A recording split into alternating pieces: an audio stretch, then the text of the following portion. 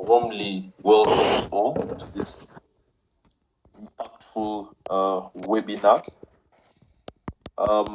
My name is Emor Benjamin. I'm an intern lawyer with the Personal Data Protection Office, which is, I would say, a sister agency to the National Information Technology Authority, Uganda.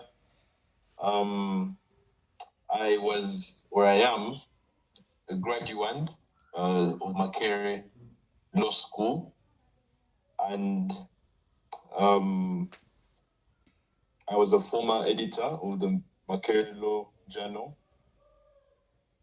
an award-winning motor, and many other dockets, I would say. Would like to kick off by really telling each and everyone on the space what exactly we're doing. So who exactly is Vine Tutoring Hub, and what is this webinar? What is the Beyond Grades webinar? So the Beyond Grades webinar is organized by Vine Tutoring Hub. It's a platform that's dedicated to empowering individuals through mentorship, skilling, and career guidance. Vine Tutoring Hub bridges the gap between education and career success, offering tailored programs for high school students and young professionals, including mentoring, law pre-entry exam tutoring, aptitude test preparation, and professional profiling and development. So we do mentoring and guidance, not only for pre-entry, law pre-entry exams, but for generally all the different facets and areas of education. We also do aptitude tests, and we help with professional development. So really what we hope to bridge is, we know that transitioning from high school to a professional career is often a daunting experience for Essex Vakis. We've all lived that experience, and this is why we want to fill that gap. Without proper guidance, many struggle with choosing a career path, acquiring essential skills, and accessing mentorship opportunities. So this free webinar addresses these challenges, offering participants actionable insights to confidently begin their career journey.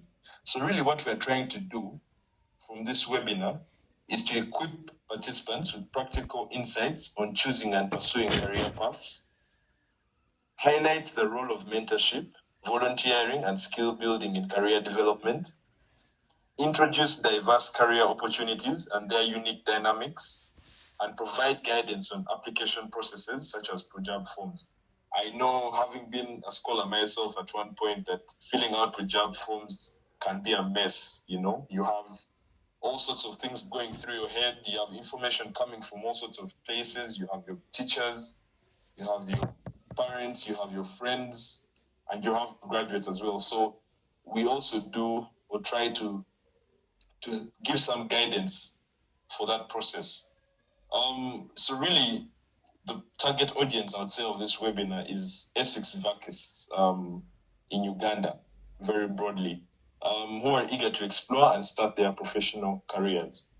So we hope that this session is impactful for each and every one of you. We want to create value. We don't want to just speak. We want to offer you guys value. We want to give you that guidance that some of us did not get, but also that a lot of young people need now in order to make informed choices that will impact their lives. That's really what we hope to achieve from the webinar. So I've already introduced myself.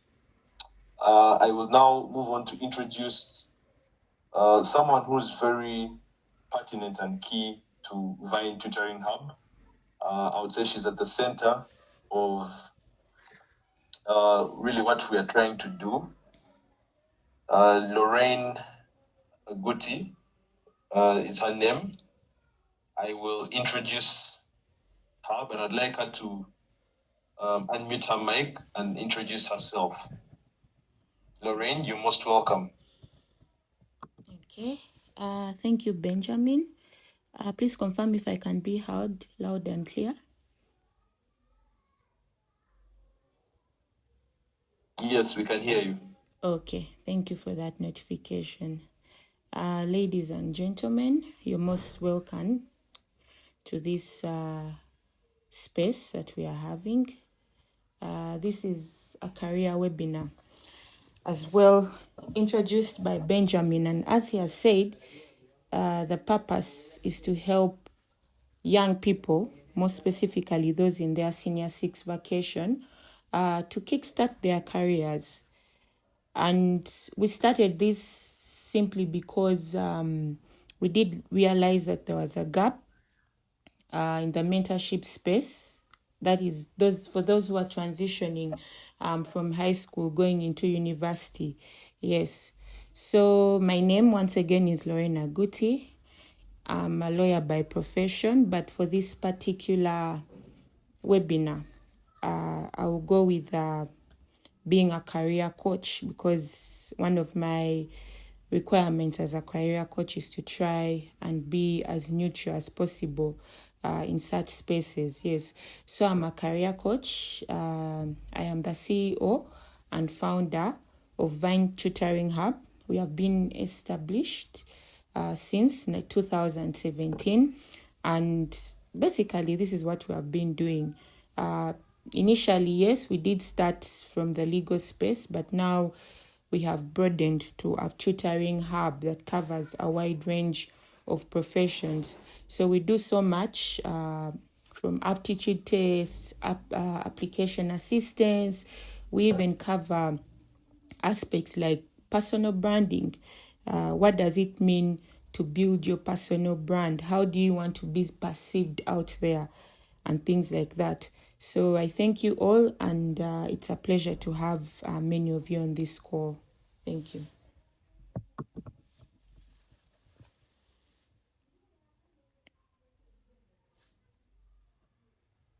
Thank you very much, Lorraine. That's Lorraine Aguti, our CEO, as she has said. As you can probably tell, she's a very visionary person, very foresighted. She saw the need for, the opportunity or the need for someone to step into that gap and try and help young people. And as you'll probably hear, as the panel goes on, she's managed to reach out to a lot and help a lot of guys. So thank you very much, Lorraine. You continue to inspire us. So we're going to have a distinguished panel of speakers this evening. These are people from various professions and various fields of life. They are going to have 7 minutes each to introduce themselves, to tell us a little bit more about their fields, to really tell us about their experiences. How did you enter the field that you're in? How did you find out that you could enter that field? What are some of the trends? What are the challenges? Really the broad aspects of their particular professions. So I'd like to, so they'll have 7 minutes each, followed a prequel or prerequisite to the presentations that will be given by the different speakers. So Lorraine, you can come in again and give us what you have. Okay, thank you, Benjamin. So I believe my task at hand is basically to introduce this webinar, and I believe the introductions have been made. So as I prepared for this webinar, I did ask myself, how exactly am I going to prepare for this? There are very many people coming to this space with different interests. We have had people inboxing us on things like, are you going to talk about coding? Are you going to talk about medicine? Are you going to talk about the digital space? So when I was preparing, I narrowed it down to the question, what advice would I give to my 18-year-old self? Because back then I was eager to find my path, but somehow I lacked guidance in the initial steps. So today I hope to provide you with the tools and insights that will help you make the most of this crucial phase in life. So first and foremost, I encourage each one of you to recognize the opportunity you have at hand. The months you have after the senior 6 vacation, which I believe are about 6 months, or rather 9, are not just a break, but an opportunity and a chance for you to explore, build skills, and prepare for your next steps. So it is really prudent that as early as possible, set your clear goals for what you want in this vacation, in regards to university, and what you want long term for life. So define what you want to achieve during this period, whether it's learning a skill, whether it's gaining an experience, or making a career decision. I would encourage you, for purposes of kickstarting your career, ask yourself key questions. What are your strengths? What are your interests? What problems do you want to solve in the world? What careers align with your skills and your passions? Now, this is a very tricky part, because most cases when people come from high school, you get to realize that there's so much to do. And in that so much to do, you find it hard to find yourself. So the best way you can find yourself is asking yourself genuine questions. What are your strengths? What are your interests? And what exactly do you want to do with your life? One of the challenges people find in this phase when they are trying to look for careers is there are a lot of factors that influence their decisions. One could be your parents want you to do a particular course, yet your interests are completely different.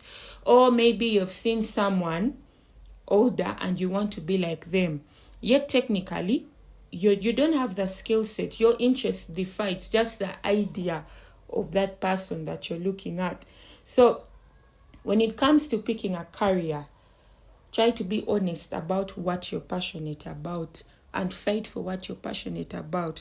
It's not a must that everyone from high school has to join law school, has to join medical school, has to join engineering school. You can actually join any field and be successful in it. And this is simply because you're passionate about it, because passion has a way of driving you to do things that you couldn't do, or things others are not capable of doing. So, and I'm glad that on this space, in this webinar, we have people from different fields in the film industry, in the aviation industry. They'll be able to tell you their experiences in the field. And if possible, maybe they could even highlight those challenges they faced. Let's say you're picking a certain career path, but you find that, the authorities in your life are telling you, no, you have to do this. So hopefully our panelists could hint on that. Now, still in regards to kickstarting your career, I encourage all of you senior 6 vacies in this period, do not waste these 9 months. There is so much you can do. One, you can learn a skill. For example, you could learn French or any other language. You could learn Swahili, you could learn Spanish, you could learn German, because having an international language, at your fingertips is a really good advantage. You could learn other skills, for example, piano, singing, anything that you feel you could master in 9 months. But also, you could build your knowledge space. For example, when you go online, there are a number of digital skills you can learn. For example, marketing, coding, data analytics, and things like that. So there are a number of free courses you can learn. You don't even have to pay for most of them. I know Google offers free courses, Khan Academy offers free courses, and they'll even be able to give you a certificate. And the reason why you should learn these skills, you find that in the Ugandan context, when you go to school, even in the university space, they focus on teaching you what you've signed up for. Yet in the actual world, there are a number of skills you need to learn to help you enhance your career. One of them is, as I've said, digital skills. Can you use tools like Microsoft effectively? Do you know how to make a proper report and things like that? So these are skills that earlier you start learning, the more marketable you will be. As I've said, personal branding is a very important aspect. When you learn to brand yourself well, it will be easier for you to market yourself, because in the professional field, you get to realize that they are engineers, but they're engineers that stand out in their fields. You find there are doctors, but there are doctors that stand out in their fields. You find some doctors are not known by many, but others are known. Every time they are being invited to give their opinions in spaces or webinars like this. So you must learn and you must invest in building your personal brand.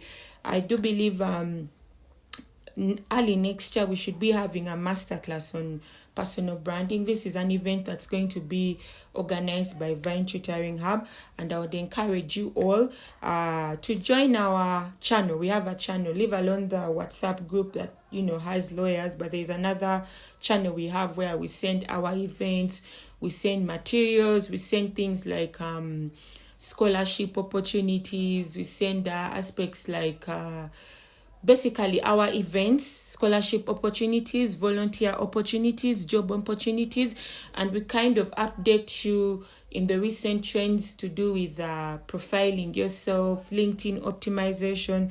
So I'd encourage all of you to join that channel, and I believe the link will be sent on the chat box of this webinar. Then I would also encourage the senior sex vaccies in this period that you have of 9 months. Gain practical experience. One, you could volunteer. Organizations like Red Cross and other local non-government organizations are always willing to give volunteer and internship spaces to young people like you, so that you're able to gain practical experience. If you're someone who is not sure whether you want to join a particular career path, you actually interning or volunteering could give you that practical insight to show you whether you want to pursue that career or not, because you're already doing the practical aspects. You could even find paid opportunities. For example, there are teaching jobs online where you could teach language like English. Those who are good at math, you could do math tutoring and things like that. So the benefits of this practical experience is that you begin enhancing your CV early, you begin to expand your professional network, and you also discover your strengths and interests from a more practical perspective. Then I would also encourage you to start building your network. You're going to need mentorship.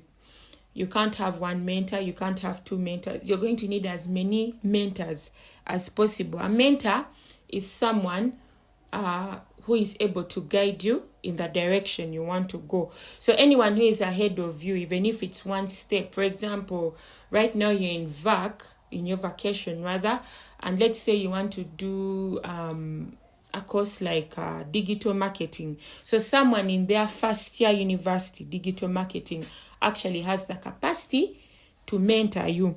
So, and the way you get mentors don't look for you. You actually have to look for them. So learn to attend events. There are a number of social events. I believe Rotary International.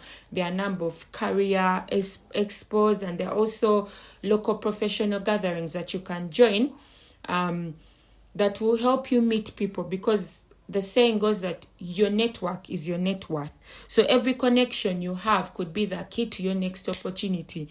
And then leverage online tools. For example, if you join professional networks like LinkedIn, you'll be able to connect with professionals who will be able to give you guidance. You could even study their posts, study their lives to get practical insights. The other aspect is be intentional about the forms and the applications you're going to fill. I believe right now most of you have started filling your PUJAB forms. So understand what it is, because it is a crucial step for admission into these public universities.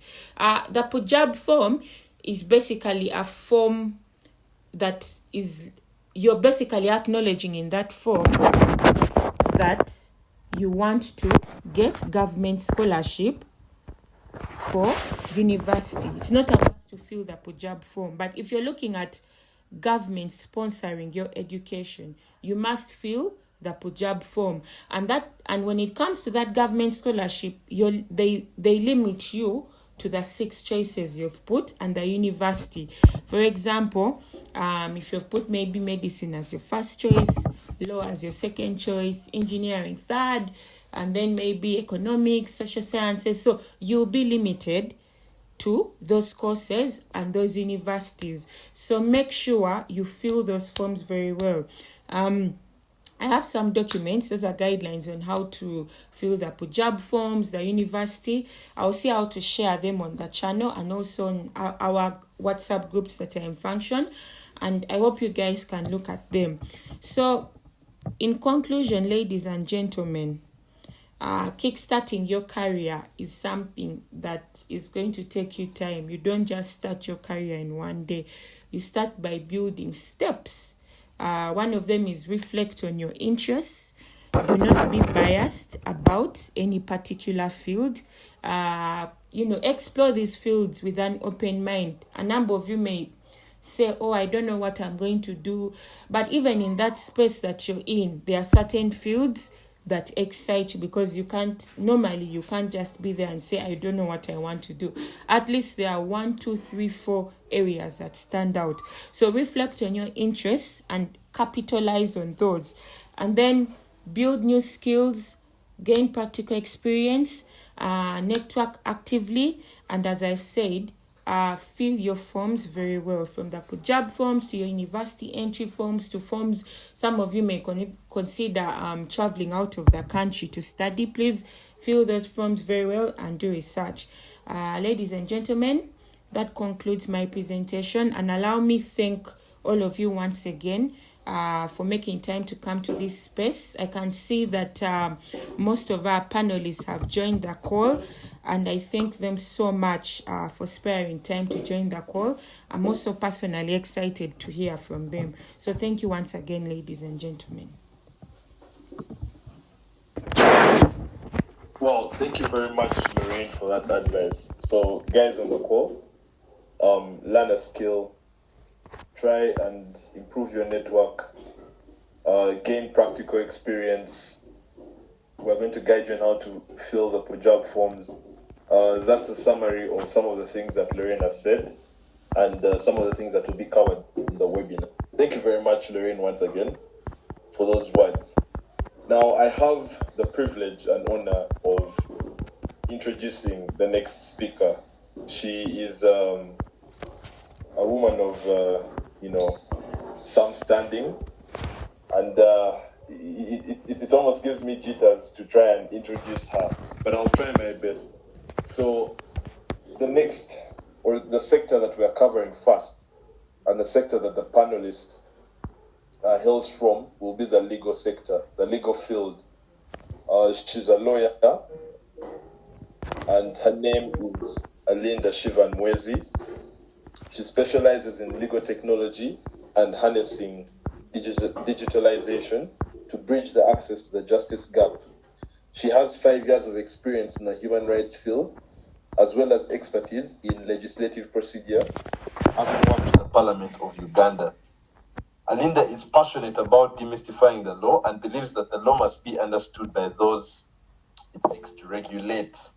With a bachelor's degree from the prestigious Makerere University, and after graduating summa cum laude from the Law Development Center, Alinda enjoys sharing her experience to help other students excel.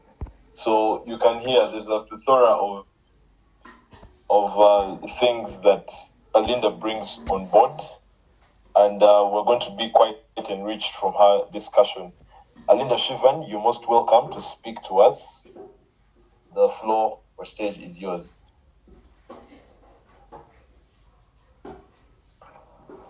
Thank you very much. Happy to be here. Thank you for that very, very beautiful and insightful presentation, Lorraine. I'm happy to state that Lorraine and I went to school together, so this is such a proud girl moment. As ably mentioned, my name is Alinda Shivanwezi. I am a lawyer. I enjoy what I do. A lot of the time, I think the biggest point of the conversation that I'm going to have with each of us today is to kind of demystify the myths around the legal profession, I'm going to try to answer some of the questions that I've gotten in regard to rumors people have heard about the legal profession. We've heard people say things like it's almost impossible to get into law school, and when you get in, it's almost impossible for you to get out. We've heard things about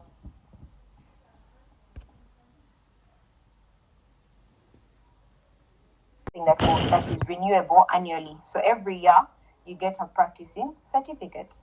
That's the general process. So you go from law school 4 years to about 9 months of LDC to about a few months, just maybe 5 months of the application process for enrollment. And then after enrollment, you put in your application for a practicing certificate and you're done. So the entire process, usually between the time you join law school to the time you get a practicing certificate, is about 5-6 years in total. And that's how usually lawyers become advocates.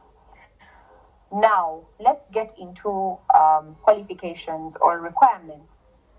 We've had Lorraine talk about PUJAB forms and how she's urging you to make sure that you fill them well. What is the importance of PUJAB forms as a lawyer? Someone could say, oh, there's pre-entry, so that it doesn't matter if I fill the form or not. Okay, so PUJAB forms, as we may or may not know, are mostly for us to be able to get government sponsorship, right? So that means that if you fill law on your PUJAB forms, when you pass the pre-entry, or if you pass the pre-entry with the required mark at a public university, you will be able to get government sponsorship for law. I hope we're together at that point. If you do not fill law on your PUJAB forms and you just wait for that pre-entry, you can still get law, but you cannot get it on government. I hope that's clear. Again, because I say that for you to be able to do law, at least the most of the universities that I know require that you do a pre-entry test. That means that you have the alternative not to fill the form, the PUJAB form, or not to put law on your PUJAB form, but you will not be able to get government sponsorship. There are people who have not filled law, but then they finish Form 6, results come back, and they have the credit passes, and then they decide to apply for the pre-entry. They pass the pre-entry, and they proceed to do law. So there's a person who had asked whether not putting law is dire, and that means you won't do law. No. You can choose to do law on private sponsorship, and you don't really have to put it on your PUJAB. So now let's talk about pre-entry. Pre-entry is one of the things I'd like to debunk. First of all, they're not there to fail you. A lot of people think that, they want to fail us, they don't want us to pass. That is not true. The reason that pre-entries are a bit tricky is because people enter the exam not knowing what to expect. But I think Vine does tutoring even for pre-entry exams. If you have had a prior understanding of how the pre-entry exams are set, it is very, very easy for you to pass these pre-entries, because all they require is for you to have an understanding of current facts. It's really like general paper. Current facts, analytical skills, those are the things that they'll be testing. And if you're able to reach the pass mark, usually it's 50, then you'll be taken on as a law student. So that's about pre-entry. After you've done the pre-entry, then obviously you get admitted to school and you start as a law student. But what qualifications do you need from high school that will allow you to sit for law? First, for your A-levels, you need at least 2 principal passes in any of the subjects you've done at A-level and obtained at the same seating. So within the time that you start, you need at least 2 principal passes from any of the subjects. And then for O-level, they require that you at least have 5 credit passes from your O-level subjects. So that's in as far as requirements for O-level and A-level. Law school also allows mature entry and diploma holders to to get admitted, but all that's information that you can get from online sources, so I'm not going to get into that. But that's as far as requirements. I think now let's talk about expectations. What is law school like? Is it doable? Will I fail? And things like that. I like to say that law school is like every other course. It just requires just a bit more dedication and commitment. Why? Because you're going to do a lot of reading. And I think the first thing I'd like to say is that if in your heart you know that reading is not something that you like, or it's something that's a bit difficult, then you need to either learn and acclimatize yourself with reading, or find a method that will work for you. But law school is very possible if you are dedicated and you have a routine. Something that will allow you, one, to attend your classes, but also two, to do personal study. The way they teach law is that for most of the time you're going to be teaching yourself. So you'll go to class and they'll give you a bunch of cases and topics, and then you'll go do your research, read the cases, make your own notes, find what you've learned from those cases, and come and present in class. That's how they teach it at law school, and that's how they teach it at LDC. So it requires a lot of self-drive and commitment to the cause. So as someone who wants to do the law, you must be willing and ready to set aside time, a lot of time, for you to read, at least if you want to excel. However, if you are like me and you don't like sitting long hours in the library, the other really good option is creating an environment where you can do study in groups. Group studies are also really highly encouraged at law school, because as you will find out when you join law school, there is usually no one correct answer. It's very relative based on your understanding of the law and the principles and how they are applied. So group studies will help you understand different perspectives from people. Discussion will help you open your mind to different perceptions and help you ace law school. So that's very, very serious. Make sure you get people that are going to read with you, discuss with you, read cases with you. You'll get, let's say, reading list. I was at Macquarie University, so I'll give an example from there. They could give you a reading list that has over 100 cases. Realistically speaking, you're not going to read all of them. But if you're in a group, say, of like 10 people, each person can be given maybe 10 cases, make a quick summary, and debrief the rest of the class or the rest of the discussion group. So it's easier, much easier when you do law school in concert with other people. I think I'd like to say law school is the one thing I know that you can't do alone. You know those things of me I like reading alone, me I'm in my own. No, unfortunately that's not something that you can do with law school. It requires community and requires you to have a group of people that will support you through it. That is at least for university. When you go to LDC, again, we've had the very terrifying stories. LDC is not passable. Oh, what? That, I think, is relative based on people's experiences. But my experience with LDC was really good. I like to say that LDC was one of my best academic journeys, really, because not only did I excel, I feel like I was at my best in terms of understanding what the law really was. The beauty with the teaching approach at LDC is that they'll treat you like adults. You'll be given a workshop, go figure it out with your people, come and present to the professional advisor. It's really like you're running your own courtroom. So it was a very interesting method of study, which I think people that like things like that will enjoy. What do we do at LDC to make sure we pass is a question I get a lot. I think really the tips and tricks are the same. One, be serious. A lot of people join these institutions with a very lackluster attitude, and they think that somehow it's just going to work the way it worked at university. No, it requires a lot of commitment, a lot of dedication, and as I said, discussions. But apart from that, I'm very heavy on prayer. And I like to say that law school is one of those courses that will teach you to rely on God. And so if you are a believer, I would highly encourage you to submit these things to God. But apart from that, really, be willing to be wrong, be willing to ask for help. Those are the two things that you will learn from law school, that even in practice, you will learn that, okay, not all the time I am the correct one. And you will also learn that it's important for you to ask for help. That is why people in in the law call each other friends, learned friends, because these are people you're going to rely on in the world. And I think my 7 minutes should be almost up. I just need to wind up.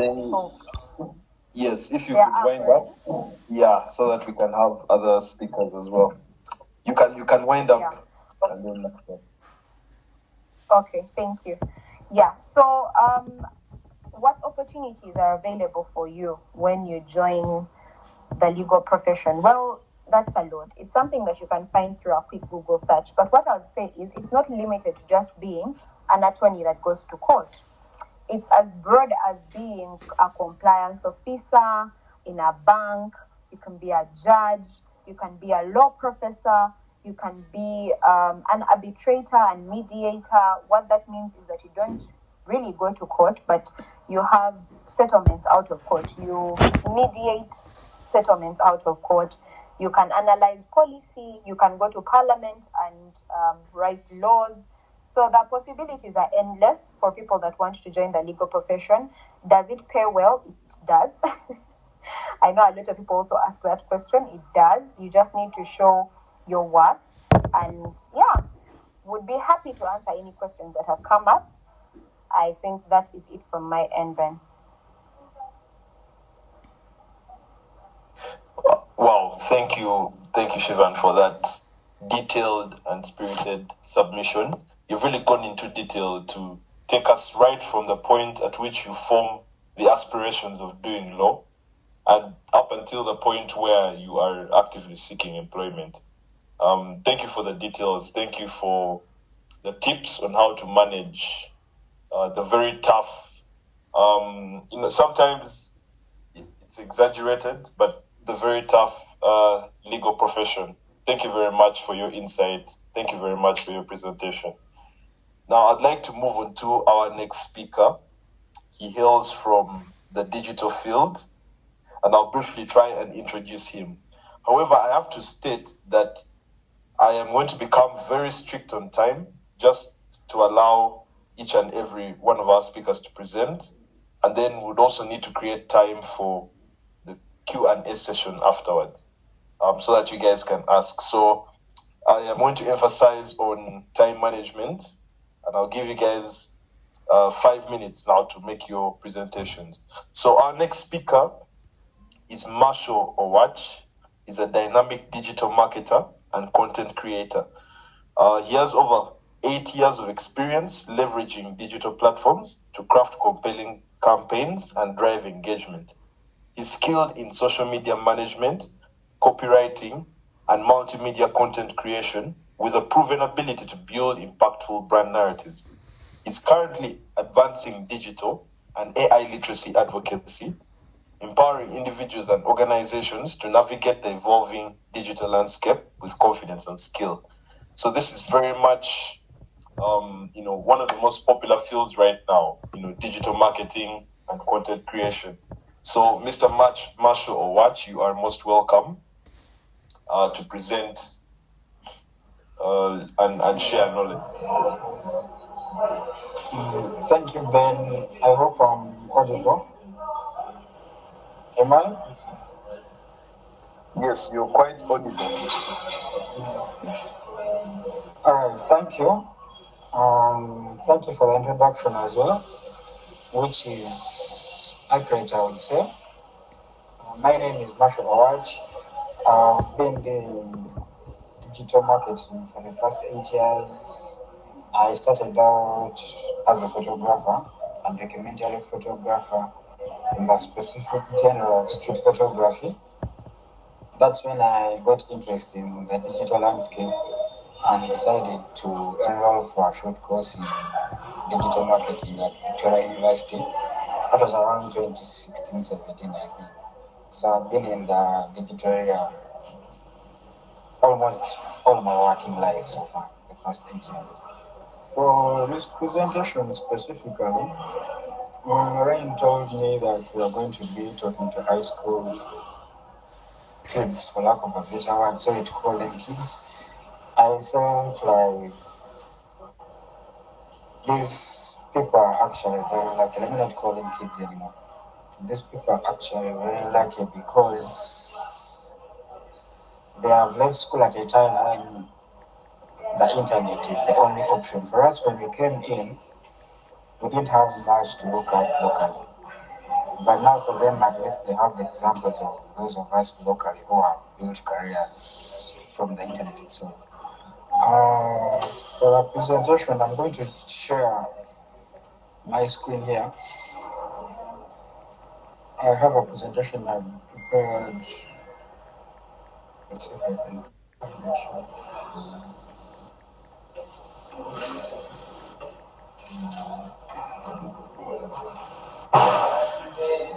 Ben, is my screen sharing? Yeah, I think it is. Ben, is my screen showing? No, not as of yet. I can see it on my end if it's the one on level up. Why digital skills matter for every career path. Hope it's that one. Yeah, it's the one. Yes, just raise your hand if you can view the screen, just to know that everyone is following. All right, okay. You can put down your hands now. Master, you can continue.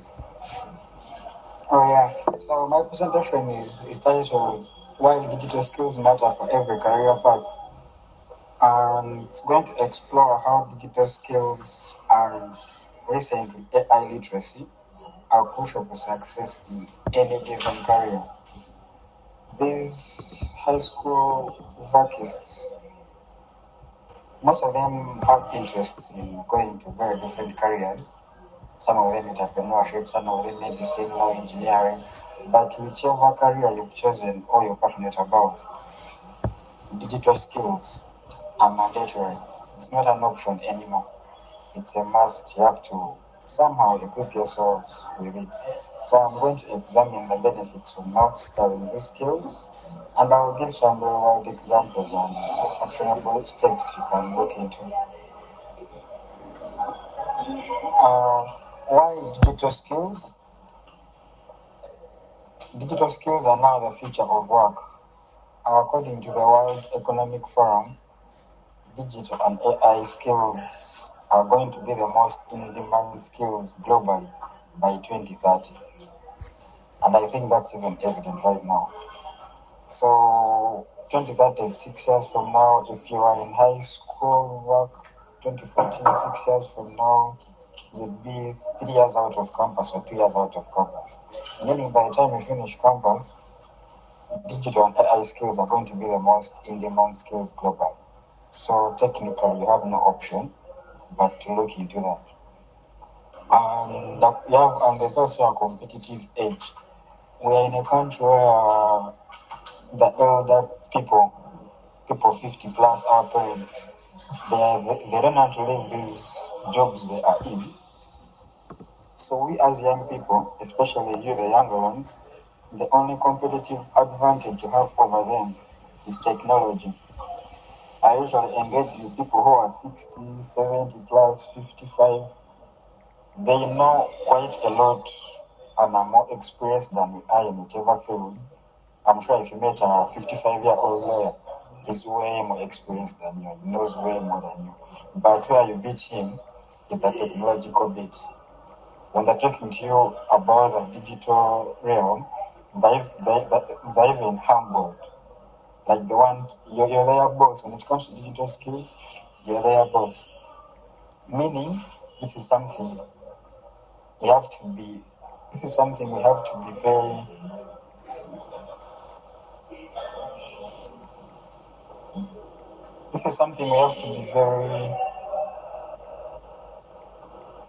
what am I still in this place? Hello? Am I still on? My internet is kind of messy a little bit. No, we've been following, we've been on. I'm still on, right? Yes. You have about 3 to 4 minutes, so if you could try It's okay. Yeah. So let me just skim through very fast.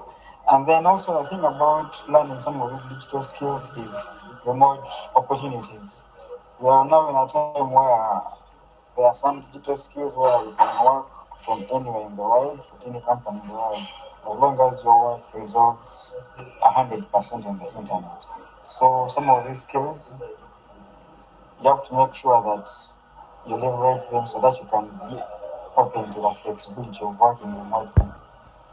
And then digital skills for different career paths, yeah, whether it's science, medicine, whether it's arts and media, and also likely enough, for us while we were starting out, skills like graphic design, we were learning, and video editing, we were learning them manually. Because at the time you had to know how to use Photoshop, you had to know how to use Illustrator. Yeah, when you're writing copy, when you're writing captions and creating content, you have to use your head to think. But now with AI, artificial intelligence tools like Canva, you can create graphic design almost 80% automatically. You can use AI tools to write copy. So this time around, actually, these young people have it way easier. It's like 70% easier for them than it was for us. So they should actually be proud that they're coming to the market when things have been made easier. And then for real life examples, I would say I myself am an example because I did take at campus, yes, but I was more interested in social media. So that's how I end up in digital marketing, social media marketing, which I've been doing freelance for the past 8 years, and it's how I've been earning a living for the past 8 years. Why social media marketing is a must-learn skill? Of course, you have to showcase your skills, you have to display your talents and expertise to potential clients or employers. If Lorraine was saying, if you can portray yourself professionally, people will look for you. Recently, someone asked me, do you look for business or does business look for you?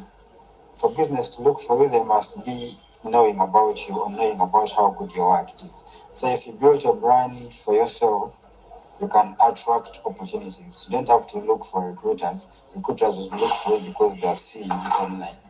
You're talking about things you seem like you understand well enough.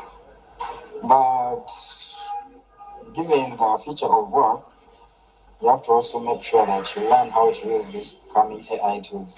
Find your interest. Whatever interests you in that field, there are like hundreds of AI tools that can help you learn that better.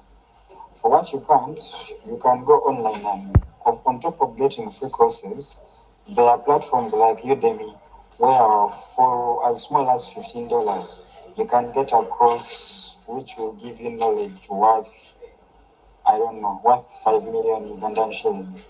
And the beauty of this is whoever creates the course, standout professionals, you can have access to them. When you buy his course, it becomes like a mentor to you. You can now have access to him on mail. You can once in a while schedule Zoom calls with them. So utilize these cheap online courses and free ones to connect to mentors. But the best thing about just buying the course is you have access to that person.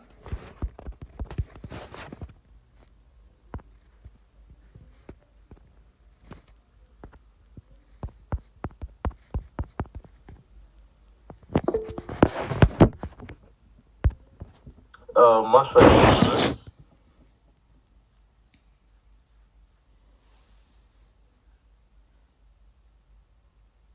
Lorraine, kindly confirm that I am not the only one that cannot hear Marshall. I think someone is asking for Marsha's WhatsApp number on the chat. Interesting. Yes, I can hear you, Benji. I think Marsha has dropped off the call due to network issues. So let me hand over to you for the next step. All right, so what we shall do is that hopefully we have enough time at the end. We shall have a Q&A session for us to maybe interact a bit more with Marshall. But I hope we have paid attention. A lot of people, the generation that's coming up, your generation, when I was in school, we used to call people that were younger than us kiddos. I don't know whether that's still a thing. But the generation that's coming up right now, has been involved immensely in the digital space.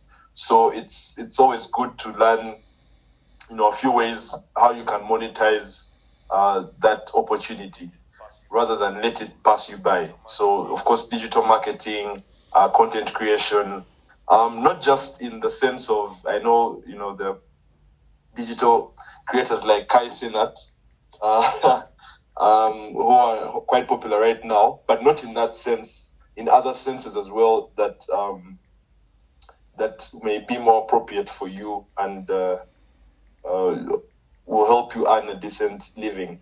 So after Marshall, our next speaker hails from an interesting field.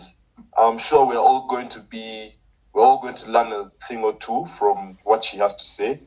Our next speaker is Elizabeth Kunihira. I hope I have pronounced that right.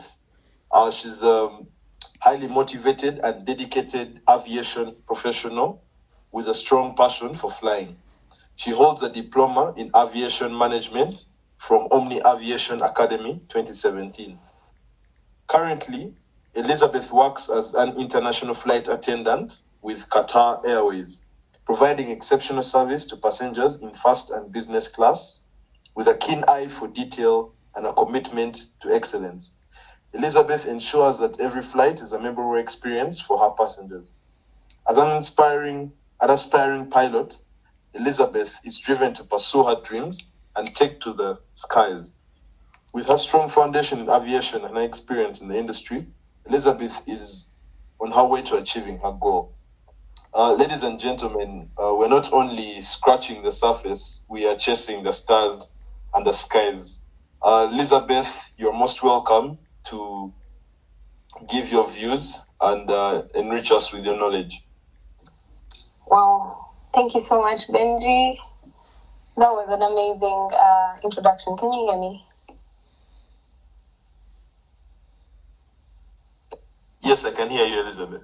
Okay, that's amazing. Then it means everyone can hear me. So just like you said, I'm Elizabeth Kunihira. Thank you so much, Lauren, for this opportunity to be able to impact these young people. I had the great opportunity of going to school with Lorraine, and I'm just so proud of how far you've come. I mean, how determined you are. So for me, it's the field of aviation. I am a flight attendant, like Benji said, and anyone who knows me knows I always wanted to be in aviation. Unfortunately, at the time, it was not an industry that was so much spoken about. It was not so much promoted, and there was so many, myths going on around. But because of a few people who, supported us and inspired us, here we are. And I hope to bring the same inspiration to somebody who feels like they're going to be the outcast if they get into aviation. So I like when Lorraine said, kickstarting your career is not just a one-day thing. It's a whole journey of self-discipline, self-development. I mean, continuous re-evaluation of yourself. And obviously all these things wouldn't be done in a day. But when you have the right determination, the right support, the right information, you can actually walk this journey in a much smoother way. So I'll just cut straight to it. I'm going to talk about the training. So when it comes to aviation, I'll start first of all with the cabin crew because I'm a flight attendant, so that I'm really 100% conversant with. So when it comes to cabin crew, there's not much. Like most aviation courses, they're not really strict on what you do in high school or whatever, as long as you have the basic high school, which is your A levels. So it doesn't matter whatever you study in A level or high school, whatever, as long as you can speak English, because English is the universal language of the communication all over the world. And the rest is basically, your determination to do it. So for flight attendants, as long as you have high school, even for pilots, once you're done with high school, it doesn't matter what you study. Even at 17 years old, 17 is like right after Form 4, something like that, you can already join a flying school.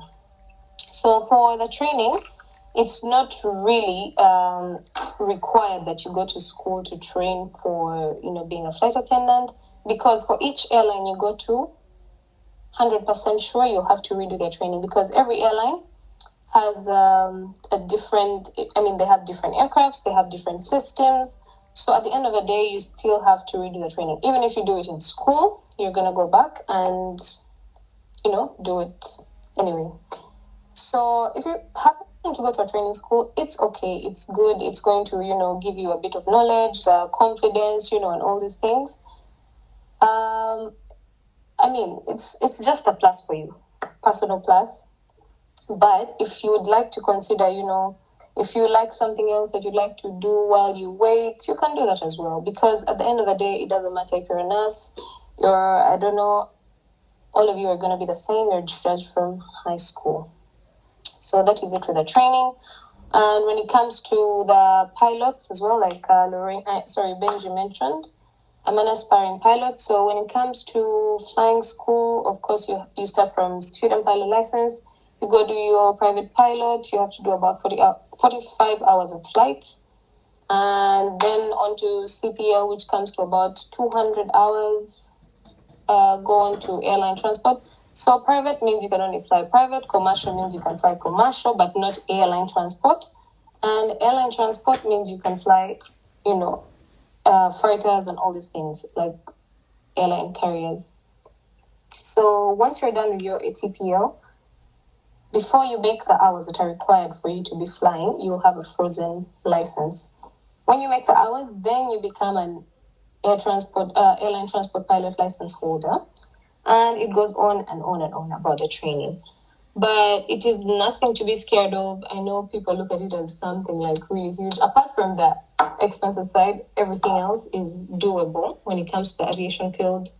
There's a lot of information regarding it, and the people into training are really skilled people. Like, you don't just find anyone doing this kind of thing, so you're assured to get the best when you train. Of course, aviation it comes with lots of international opportunities. Not just about the travel or anything, but it's the people you meet, the exposure you get, the places you go, the cultures you discover, the new things you actually discover. It's a lot. So many opportunities. There's so many things I've done in the past 5 years flying for Qatar Airways that I never imagined I could do. There are so many people I've met, but it's just because I'm at work. And you casually meet someone you didn't ever think you would meet.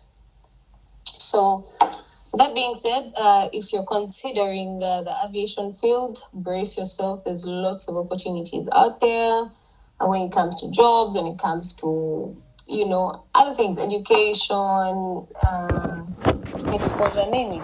It's all in the aviation field.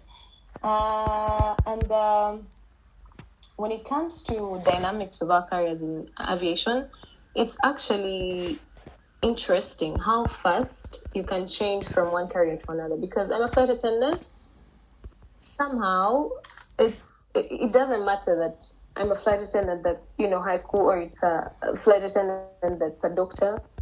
We can either end up on ground somewhere doing customer service, we're somewhere in the sky actually flying, we're actually engineering, whatever it is. It is actually very easy to seamlessly move from one set to another, all within aviation. So in case you ever decide to take up aviation, start flying, you could consider trying other stuff as well. So if you ever start flying and feel like, I'm done flying, I've done it all, I've got all the experience I need, that's it. Always a good thing to try something else. You could do it on the ground, you could do air traffic control. It's just a whole lot of things. Like, aviation itself is just like a gift that keeps on giving. And of course, just like digital careers, aviation is here to stay. Like, there's no other way. Actually, if there's anything, it's in the near future, it will actually take over. All right. Because, sorry, I'll just finish. Time bad. Yeah, just conclude in the next minute. Yeah. So anyway, if you have any questions at the end, I'll be happy to answer them. But I just want to finish by saying, I mean, aviation is not a bed of roses. But then again, if you do what you love, you will never have to work a day in your life. So whatever you consider doing, do what you love and do it with all the love you have for it. So yeah, thank you very much. All right, thank you very much, Elizabeth, for those insights, those experiences. For those who have been lucky enough to fly around the world, it's a beautiful experience, and it's made even more beautiful by those by skilled pilots and caring flight attendants, professional flight attendants. So thank you very much for insights on how to get there. Our next speaker is Innocent Chidega. He's a dedicated medical professional with a Bachelor of Medicine and Bachelor of Surgery from Kampala International University. He combines strong academic training with hands-on experience in patient care, emergency management, and clinical decision-making. He's currently serving at Kayunga Regional Referral Hospital. He has done rotations in psychiatry, dermatology, ENT, ophthalmology, I don't know if I've pronounced that right, at Ginger Referral Hospital, and clinical work at Kiriadongo General Hospital. Without wasting any more time, Innocent, you are welcome. I will have to be extremely strict with time, so I'm going to give you strictly 5 minutes. So try and be as straightforward and precise as possible. You're most welcome. All right, thank you, Benjamin. Probably you confirm it from loud and clear. Yes, you can go ahead. All right, so good evening, ladies and gentlemen. I'll be as fast as possible so that I within the time. So I'm Innocent Owin Kidega, Bachelor of Medicine, like he has said. I'll start it straight away from Form 6, like the previous speakers have been going in that way. So for medicine, definitely you should have done a science combination. And then since I think they changed to 3 subjects at A level, now they only take BCM and PCB. So PCB has physics, chemistry, and biology, some math. By the time I was in Form 6, I don't know if it has changed. And then BCM, which is biology, chemistry, and math, and then computer. So that is the first thing. So whoever doesn't do between those 2 combinations, you may not go for medicine. So medicine, and I'll speak largely for those who do it in Uganda, because that's where I've been privileged enough to do mine. So we have 2 options here. You can either go to the public universities or you go to the private. But the first thing is you need at least 2 principal passes, either in biology and, no, actually it should be in biology and chemistry, a principal pass in both. And then the other thing is, for government, just like my sister Lorena said, you will need to have passed, first of all, very highly and taken up by either on government sponsorship or private, but still in a public university. For private universities, and they're now quite many, there's KIU, there's UCU, there's the National, there's Islamic University in Uganda, IUIU, there's now a new baby in the room, which is Equator University. So these ones also have their own advantages and a little bit of challenge. I will not say disadvantages, but the challenges are there. And the first being there is you need to have a lot of money to go through, because there are those that are now paying 7.7 million and even beyond. So you need to have the money to be able to acquire that admission and then to see you through. But here's the thing. So someone can go through a direct entry or the other way out. So direct entry means you just from Form 6 and then you do your sciences and then you go forward to do medicine. Medicine generally at a public university or the larger universities do 5 years. KIU does about 5 years and a half. because then they have a large number of students who come from outside Uganda, from Kenya, from Somalia, from Ethiopia. So most times they give them that first semester to make it 5.5 to like redo the chemistry. What we do in Form 6 is what, again, is somehow repeated for one semester. So it takes it to 5.5 years. So yes, someone who is not from Form 6 could have probably branched off from Senior 4, done a certificate in nursing, goes to do a diploma in either nursing or clinical medicine, then eventually goes to do medicine. Then the other group is someone can just do from Form 6, probably they didn't go straight to medicine, but what they can do a diploma in like clinical medicine or public dental health, a diploma involving lab, and then they sit pre-entry exams into the public universities. They're also very tricky to, go through, because you find like good university takes only about 5 or 10 every academic year. More probably takes about 15 or 10. Soroti University takes about 5. Little University probably takes about 5. So very many people want to join, but they're limited on the numbers. So in case you're someone who has a diploma already and then you want to go into medicine, you have got to be very strong and pass the pre-entry exams. So that's the other way to enter into medicine. All right, so you have 1 minute left, so just try and wrap up. Yeah. Thank you. So what happens is when someone decides to go for medicine, what you need to keep in mind and what's going to drive you is, one, you need to be a very humble person. There is a lot of, if you've been seeing on X Day, there are so many confessions that come. Our senior colleague will, bash you on the ward round. You're near a patient. The previous night probably you were clapping a patient, and they were all exalting you, and the next day they're like, because it's like, you've done rubbish, apologize to the patient. So you need to be very humble to listen to all that. You need to be very serious with your academics. We have had scenarios where you spend 48 hours, you're just on call, you're working in Obscine, you're delivering mothers, you're going for Caesar, you have emergency, and you don't even sleep for like 2 days. So you need to be very, you need to have the passion to drive you. And then, what are some of the challenges that people get in medical school? And most of the medical students get into depression. Yeah, that has been seen because the pressure is too much from the parents. The pressure is too much from school. Your own colleagues are, putting you under pressure. You need to perform.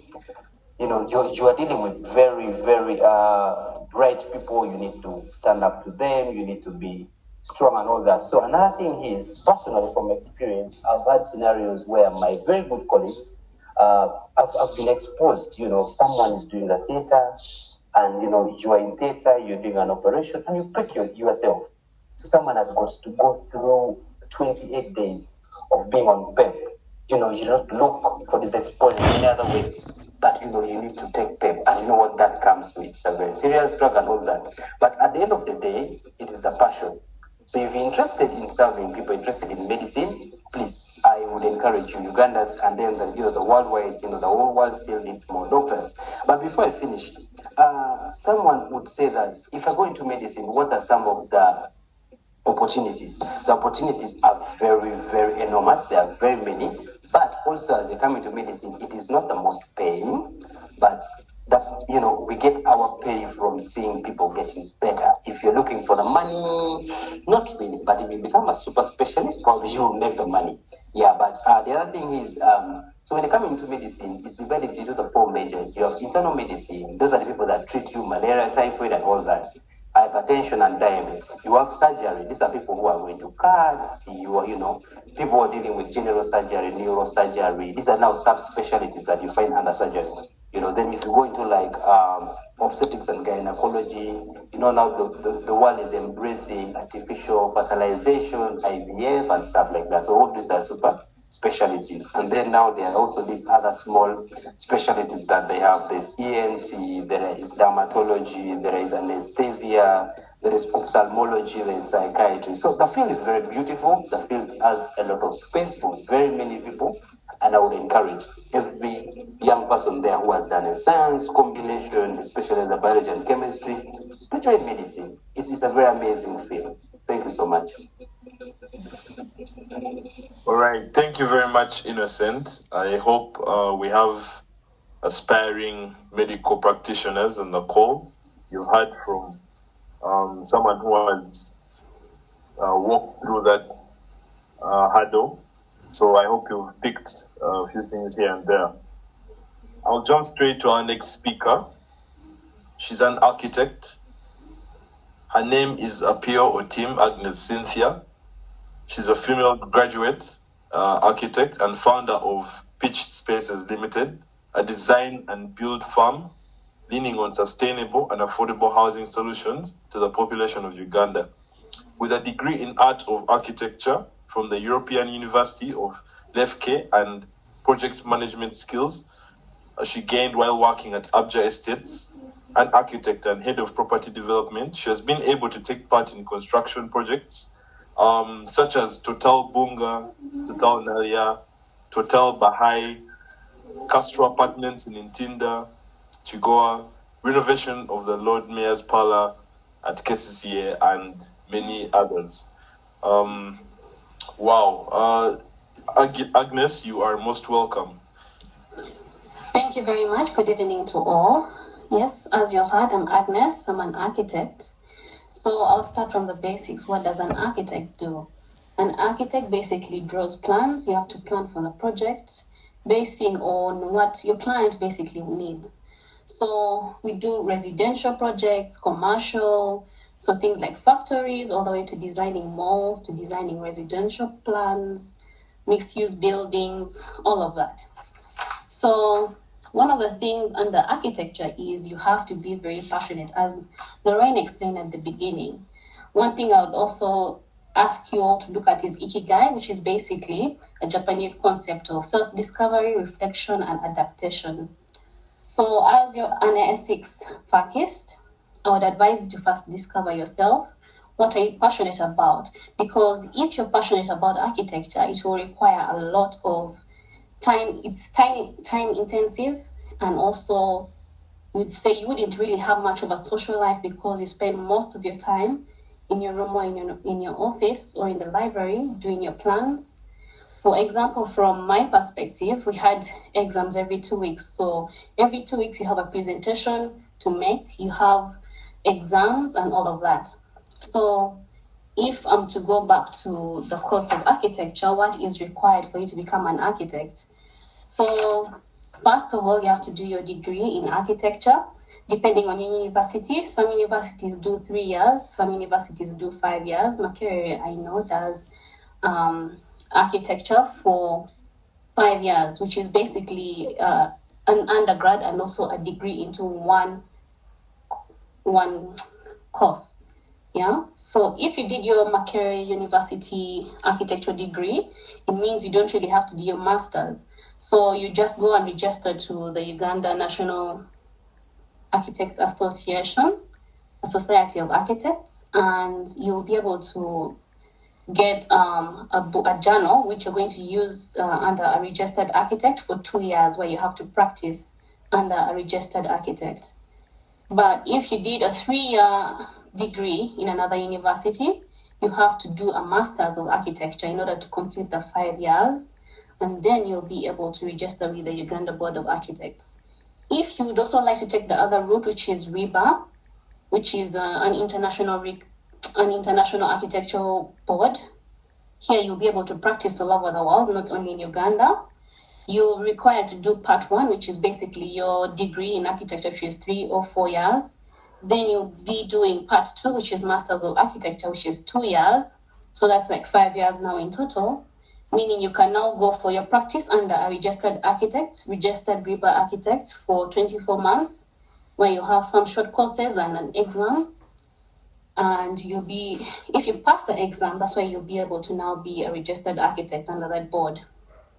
So another thing under architecture, that basically the other things that an architect does, apart from drawing plans, we supervise sites. You have construction sites where people are building. You come and cross-measure your projects.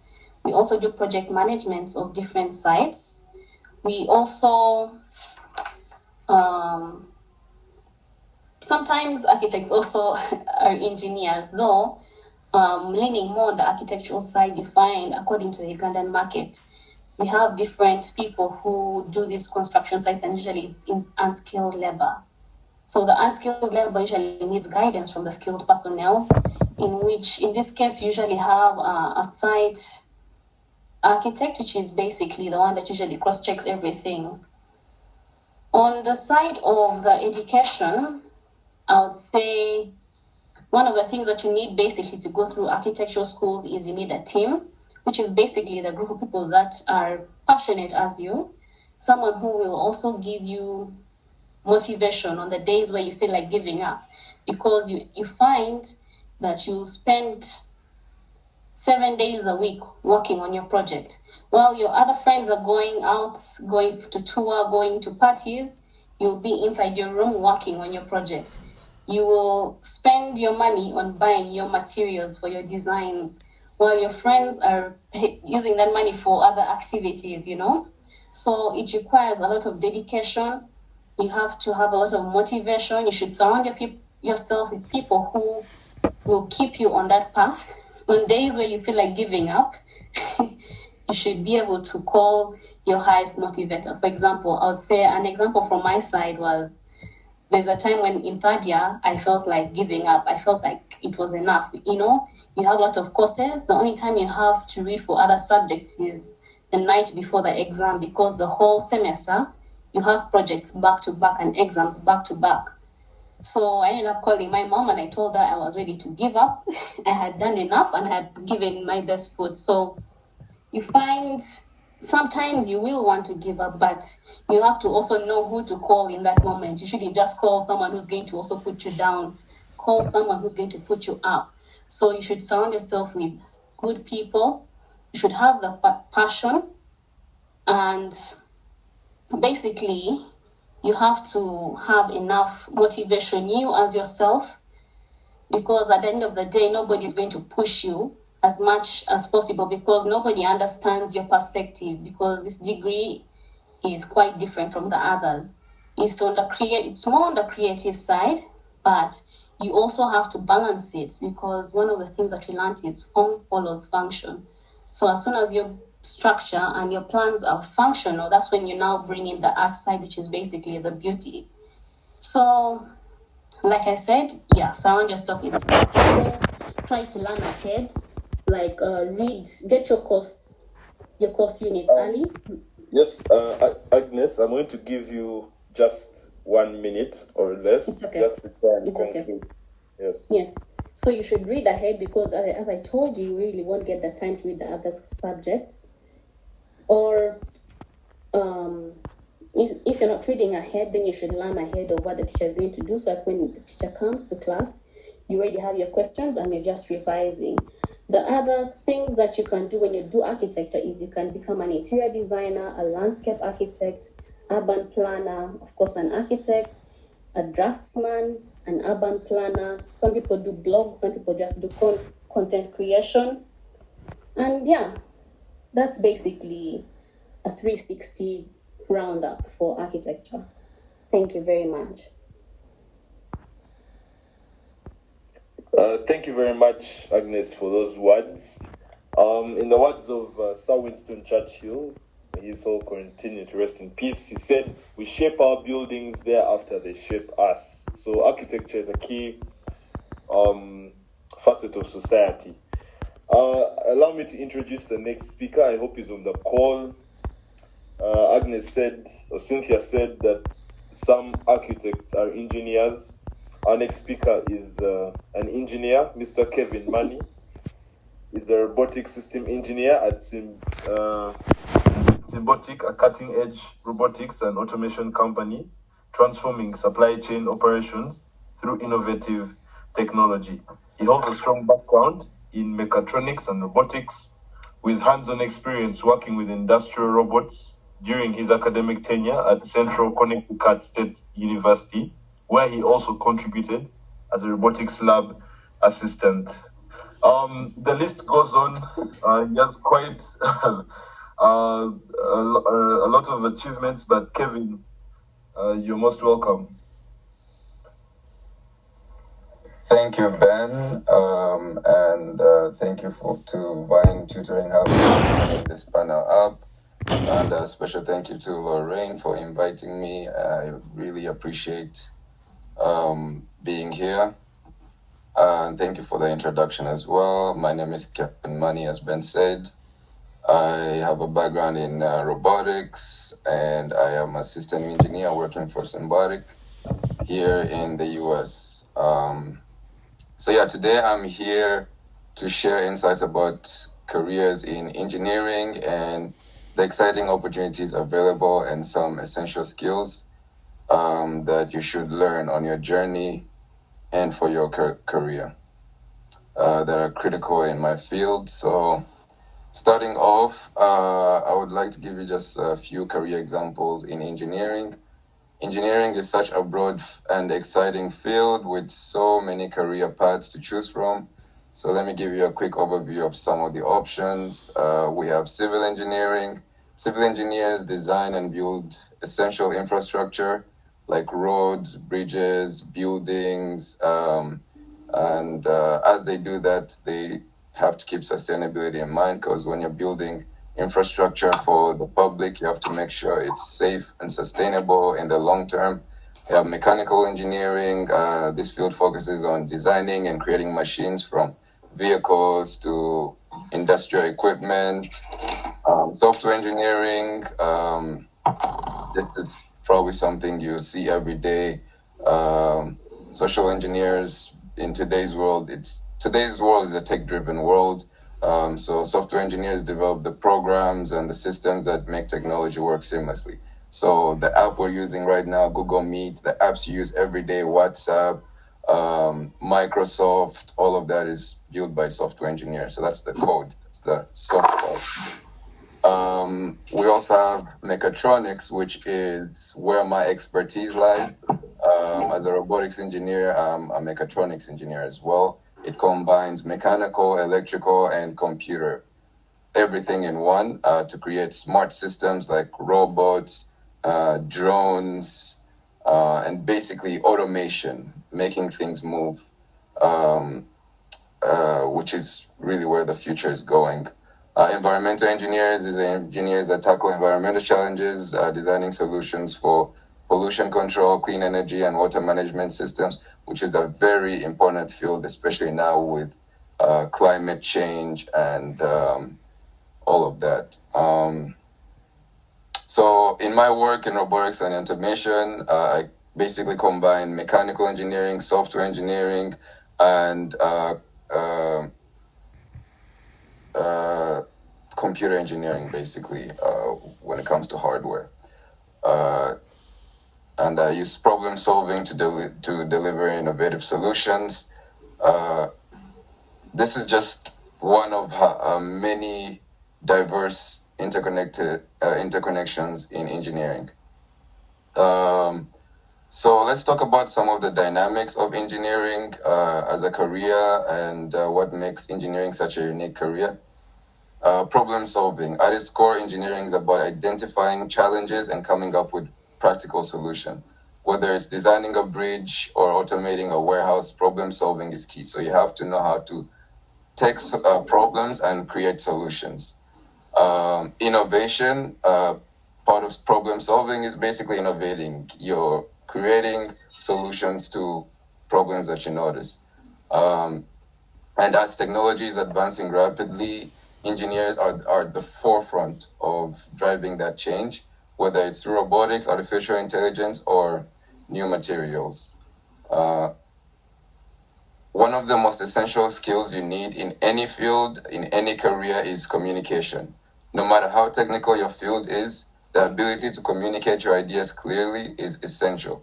And engineers often work in teams and need to explain complex topics to non-engineers. That's part of problem solving. You see a problem, you find a solution, and you have to communicate the solution to people so people can buy your idea or understand your idea. Some practical advice I would give to students here is Find your passion. Think about what excites you the most, whether it's building things, solving problems, or working with technology, and use that to guide your career choice. Build your skills. Focus on strengthening your. As an engineer, you have to focus on strengthening your foundation in math, science, and programming, as these are the building blocks for engineering. As I said, master communication. Seek hands-on experience. Look for internships. Join STEM clubs. Participate in engineering competitions to gain real-world experiences, like hackathons, where people basically compete at coding. As we've talked about in this talk, connect with mentors. Don't hesitate to reach out with professionals in your field for advice. Mentors can provide guidance and open doors to so many opportunities. Networking, that's basically what we're talking about, networking. You need to network. As Lorraine said, your network is your net worth. All right, Kevin, unfortunately, we have run out of time. So maybe I'll just let you leave with maybe one statement or one quote you can leave for the vacists, and then I'll move to the next speaker.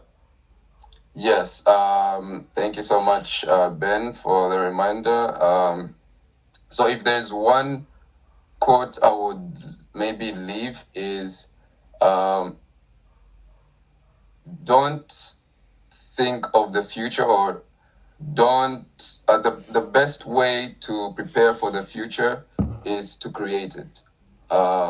With how fast the world is moving with automation and tech, AI, create the future. See what you can solve, the problems around your community, and find the solutions and create the future. Thank you very much for having me, and I look forward to the rest of the panelists. Thank you.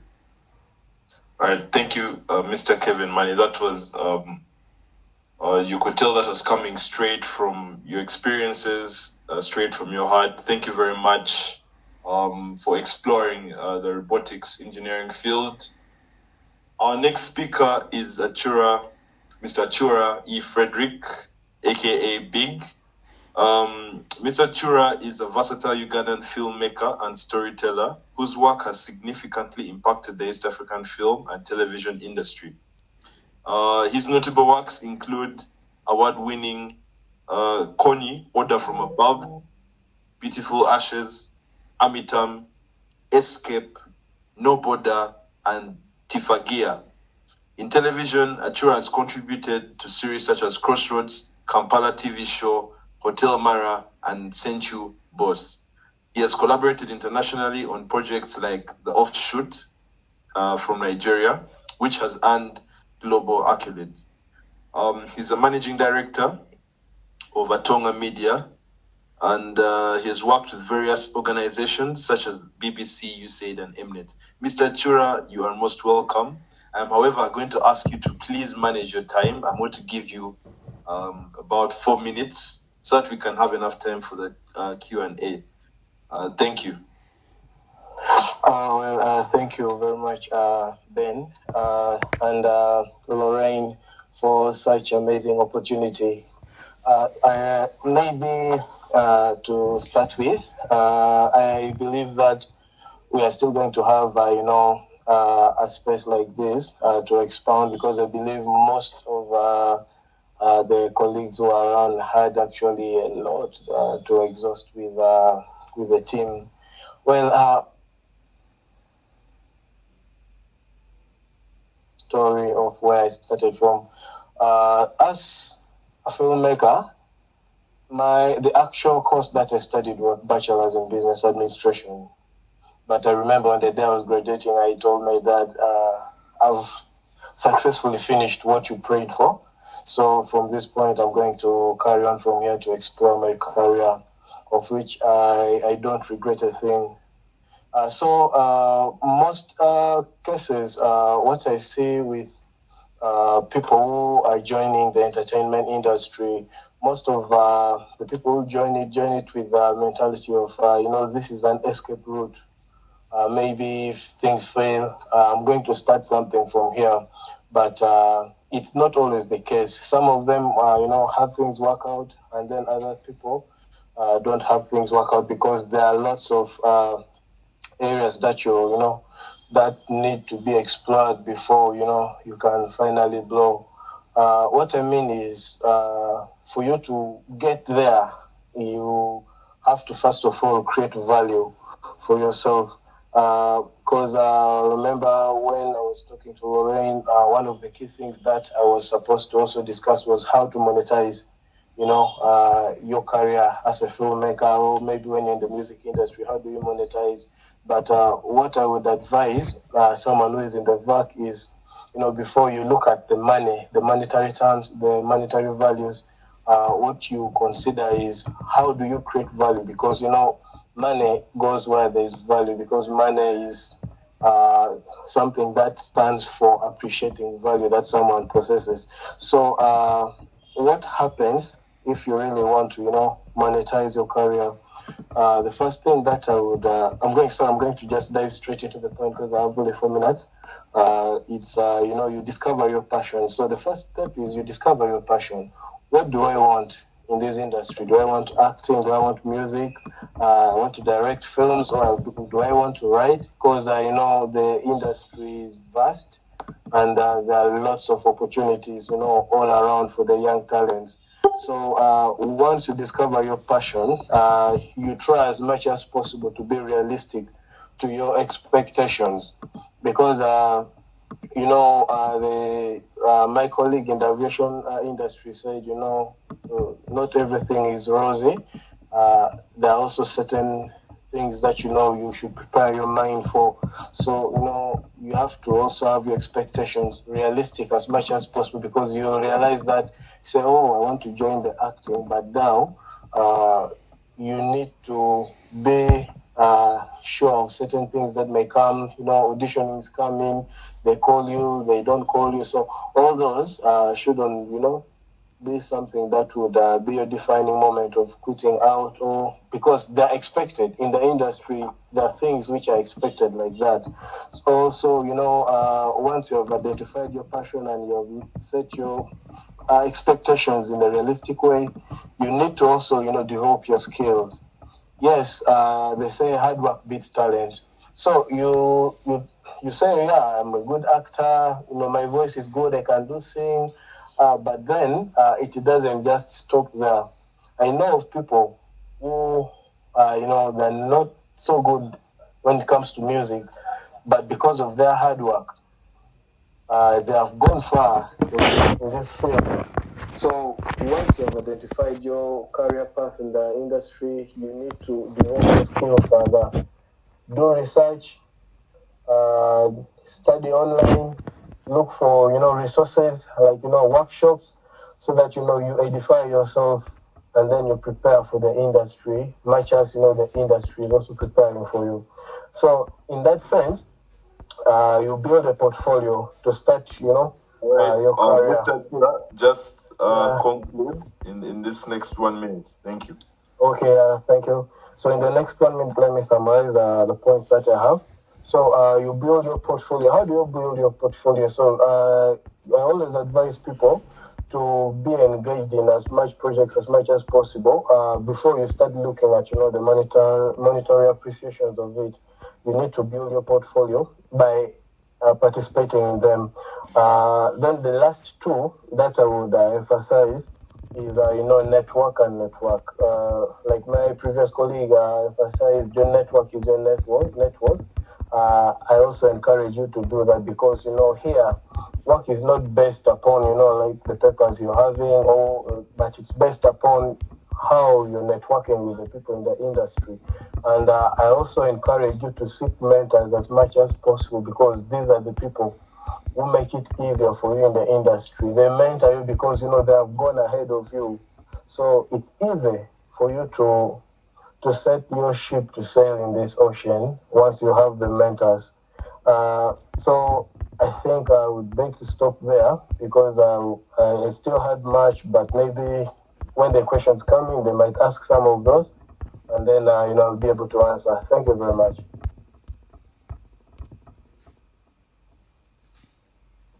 All right. Thank you, Mr. Achura.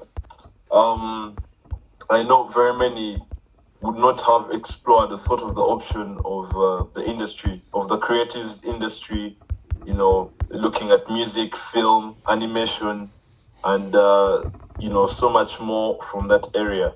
But thank you very much, Mr. Achura. You've really given us insight, and I can tell as well that you spoke from your heart. So we move to the next speaker. The next speaker, really, aside from what she does for her vocation of her living, is a really warm and you know, beautiful person to be around. And I have the privilege of introducing her. Her name is Miss Anne Cham. She's a highly experienced social and humanitarian worker with the United Nations. She has over 15 years of expertise in managing programs in rapid onset emergencies and complex humanitarian settings.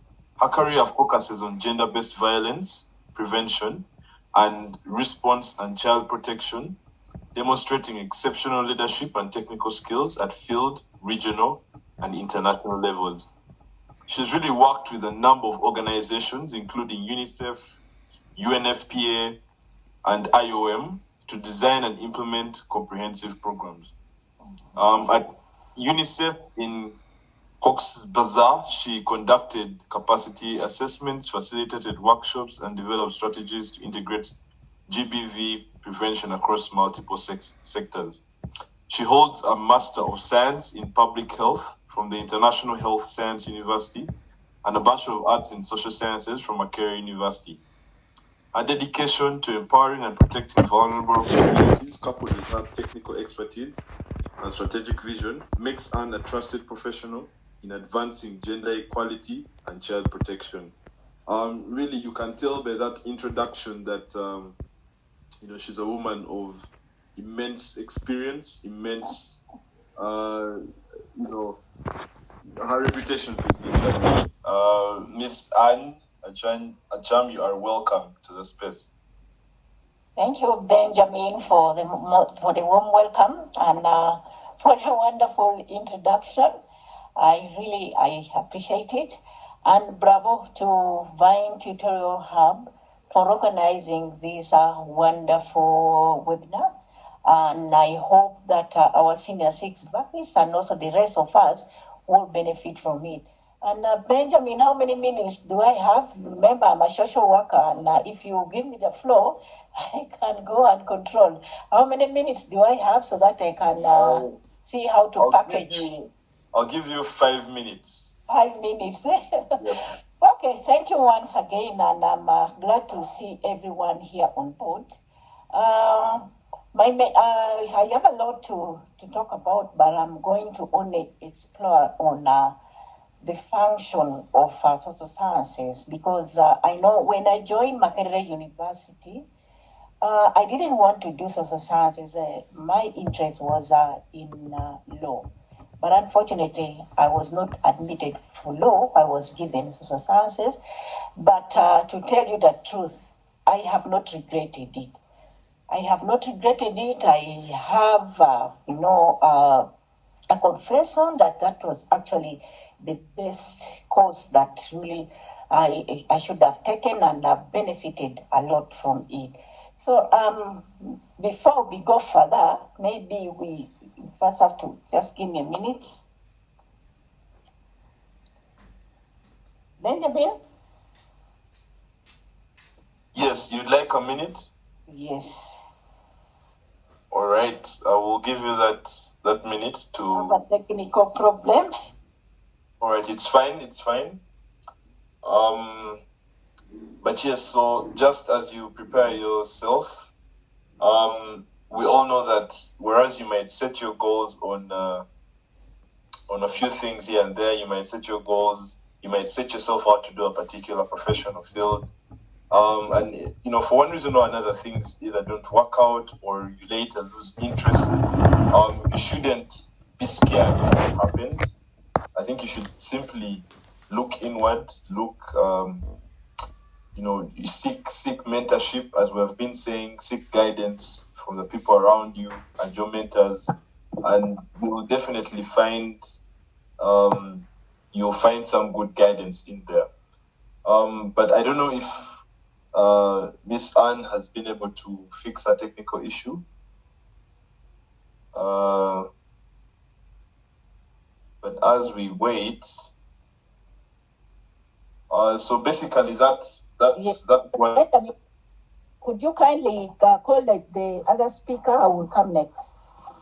All right. Let me invite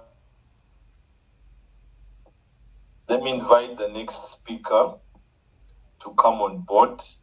So as you know, we have heard from various fields, and I'm sure most of you have been looking out for this particular field, which is the finance field. It's a very popular interest area. And one of us, the speakers here, is quite experienced in that field. And I hope we'll all be able to learn from him. I have the honor of introducing Mr. Jacob Okello. He's really well versed with over 20 years of experience as a finance manager. He'll be talking to us and educating us on the finance field, accounting, business management, economics, and business analysis. Mr. Jacob Okello, you are most welcome. Thank you, Benjamin. I hope you're getting me clearly. Yes, I can hear you. Yeah, okay, yeah, 5 minutes is a tough time for us, but I'll try to do it. I think I will have to first thank everyone for honoring this invitation also, plus some of us who have been invited to participate as well. I think our major focus is on unlocking potential and also embracing opportunities and shaping future of finance professionals. And I would love, especially the ethics, to try to inspire them, make them learn. And then with finance, like any other profession, you have to go together. What I'm going to do now, normally I do this for young accountants, but I have to do it now to mean people aspiring to be finance people. To be a finance professional, there are a number of things you need to have in mind. Like in other profession, you must love what you want to do. So the first thing is the skills. And the first thing that is develop a strong foundation skills. One of them is mathematics, because finance relies heavily on calculations, data analysis, and also strengthen your skills. So you have to strengthen your skills in algebra, statistics, and financial mathematics. Then also you have to develop skills in communication. So because finance involves reporting and presenting ideas, and also working on you have to work on your clear writing and public speaking. And then, of course, these days things have gone technology. I have so many people talking about technology. So we have to get familiar with basic tools like Microsoft Excel, as it is heavily used in finance. But most people these days, I know people who do other courses and still go for, without mathematics, but still go for finance. But what I'm saying is you still need to develop skills and have at least love and appreciation for mathematics for you to enjoy your work. But all the same, all this can be learned. So another skill that which you need to do is, not only skill as such, but is to cultivate interest in finance itself. Not just much of learning in a class, but the interest itself helps you a lot to be a good finance person. One of them is just staying informed. So for these days, we have YouTube, so many other things where you go and you can learn a lot. So for you to be a good finance person and learn what you want to do, you have to read a lot about financial matters, personal finance. You can do also even current economic events, what is happening in Bank of Uganda, money is stolen, the rest. And also look at websites, Investopedias, that's what we now do a lot. Financial Times, these are great resources that you have to read. And I also would like to explore the basics, especially to learn about savings, investments, loans, budgeting. This thing, as I said, needs a lot of time. I would have gone into details of how you do each of them, but I'm just trying to bring this to you, the team, so that you can read on your own. So the next time we are given, at least some good time, we can now explore into details. So this just to make you trigger your thinking to read a lot. So, as I mentioned earlier, we perform things like YouTube or Coursera, which offers introductory courses for free, so you could get things from there. And then also now, I hope you already picked the relevant subjects at your high school, because it helps you to, as you build up on to become a finance person. So I mentioned already subjects like mathematics, economics, business studies. This gives you a good head start for finance studies. And then now, to become a finance person, you need to set your career goals, because finance is so broad. And then, so in setting your goals, you have to understand the potential career path in finance, such as you want to be a banker, investor, or investment analyst, financial planner, or even accounting.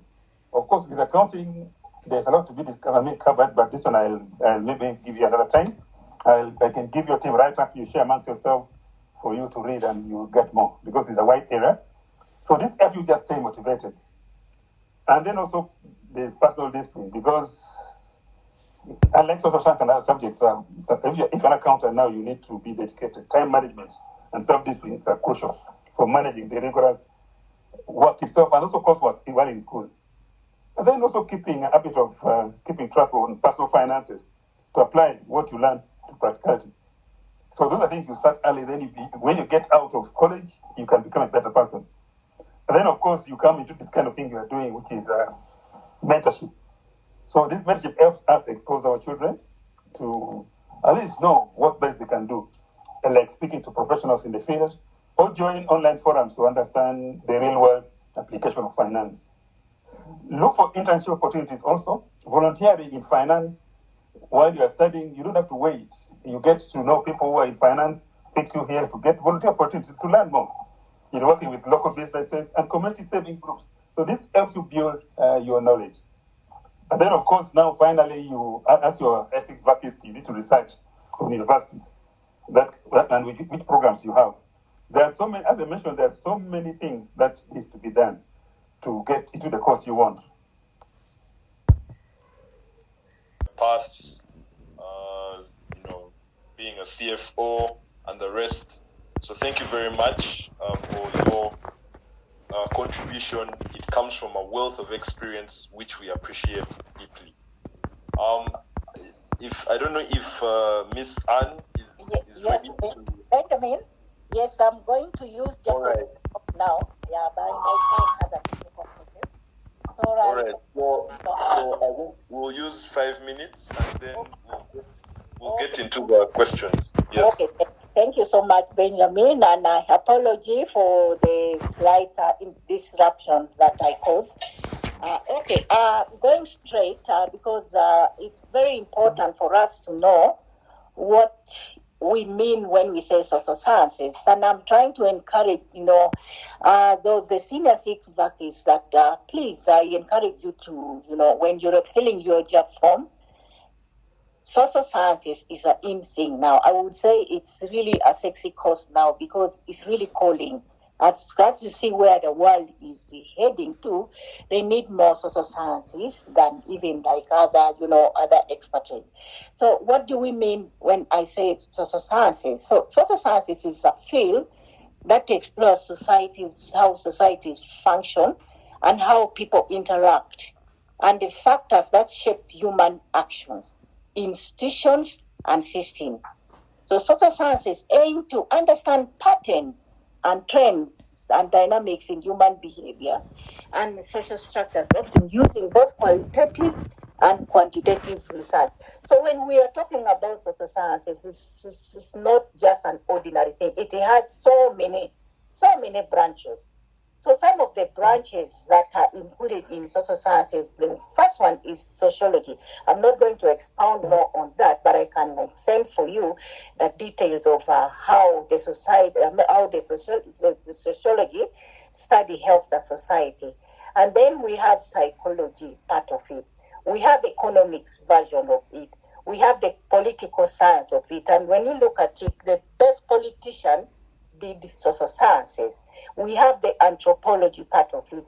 We have the human geography part of it. We have the history part of it. And we have also education part of it. But for the purpose of time, I'm going to focus more today on the importance of social work. So social work is a fundamental in creating a compassionate and equitable society. So social workers help individuals, all individuals, the lawyers, the engineers, and we help them. We help families and communities overcome challenges because each of us have challenges. As we grow up, as also we perform our work, there are challenges that we all undergo. So this is the work of the social sciences, the social scientists, the social workers. We help you to overcome some of these challenges and achieve your potential. And we also lead by fulfilling the lives.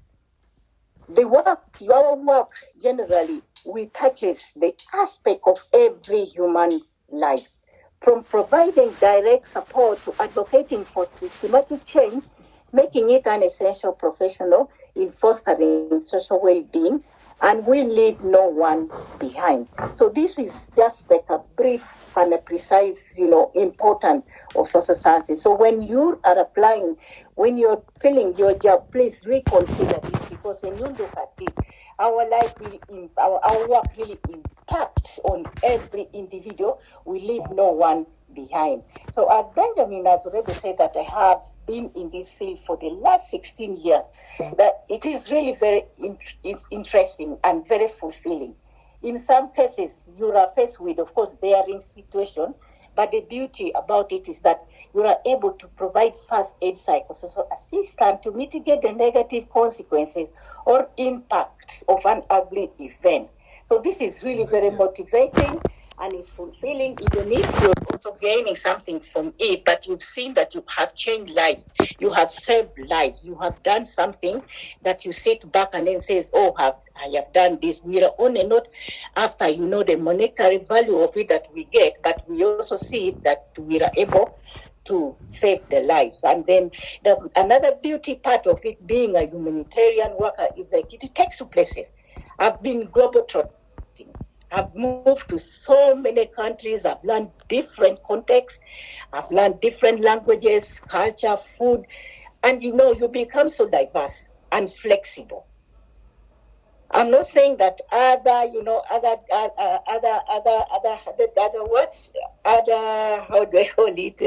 other discipline does not take people places, but social work tend to take you to places because of the kind of work, the kind of services that we provide.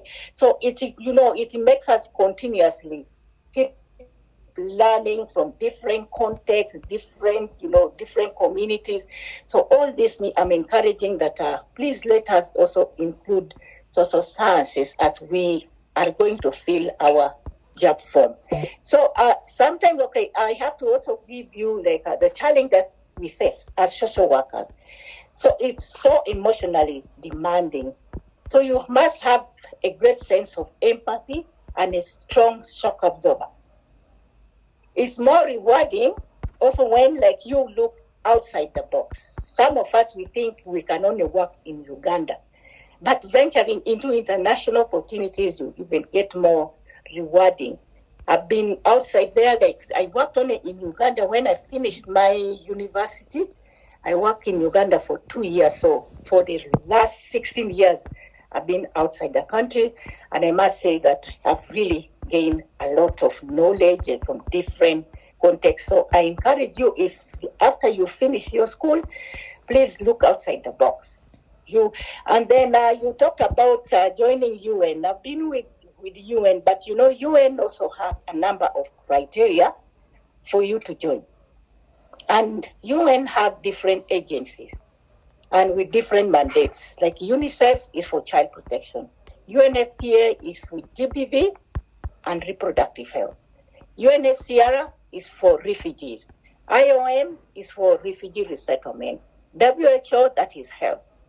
World Food Program, that is food, definitely. UNDP, that is, like it's supporting like the development of a country. But one of the criteria that the UN now, because like the job has become very competitive in the UN system. So even if you finish this first degree, like you have to have a master's degree, it is a mandate for you to enter a UN. And you must also be willing to serve in a hard outside our time limit. But if we could add at least 10 more minutes to wrap up everything. Lorraine, you can take over. Okay, thank you. Allow me first of all thank all the panelists for their not so exhaustive, but I believe they've tried their level best to give an overview of the different careers to which they speak from. So thank you so much to all the panelists. Thank you, Shivan. Thank you, Kevin. Thank you, Madam Anne. Thank you, every panelist who really created time of their busy schedule to try and, give life and, give young people a stepping block to understand the aspects of career. Now, as noted, yes, most of the panelists, of course, complained about time. And as I would say, when you start the conversation of career development, career planning, and things like that, it's a lifelong conversation. You'd be shocked. Most of the people here who have spoken, they are practicing, but they are still learning more about careers from the people ahead of them. And that's one of the things we understand as Vine Tutoring Hub. So in a bid to fill that gap and have continuous mentorship, allow me announce that early next year or even late this year, we are going to open up a mentorship hub. Now, this mentorship hub already put out applications for different professionals who are willing to be part of this program in the medical field, in the creative arts field, in the data field, in the finance field, name it. And we have them on board and we are trying to organize. So we are going to issue out a call for those who want to be mentored. Those are the mentees. You understand?